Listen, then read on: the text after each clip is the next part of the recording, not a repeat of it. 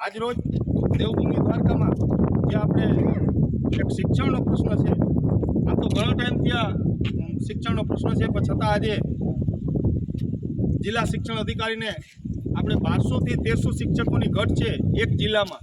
જો ખરેખર એક જિલ્લામાં આટલી બધી ઘટ હોય અને કોઈ પણ જાતનું કોઈ ધ્યાન ન દેતા હોય તો આવનારું ભવિષ્ય આપણું કેવું હશે?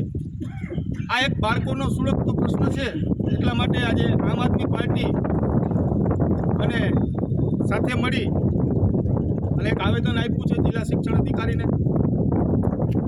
હવે તાત્કાલિક ઘટ પૂરી થાય એના માટે મુખ્યમંત્રીને એક રાહત ફંડ તરીકે આપણે એક જોડી પણ ફેલાવી છે કે ખરેખર જો એના પાસે શિક્ષકોને પગાર ચૂકવવાના પૈસા ના હોય તો પબ્લિક મતલબ આમ આદમી પાર્ટી અને જે પ્રજા પાસેથી ઉગાડો કરી અને ફાળો કરી અને આપણે એને પુરવાર કરીશું એવું પણ એક આપણે અહીંયા રજૂઆત કરી છે જિલ્લા શિક્ષણ અધિકારીને.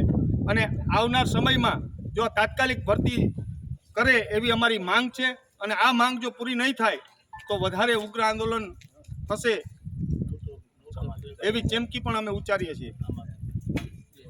જય હિન્દ, જય ભારત. ભારત માતા કી જય.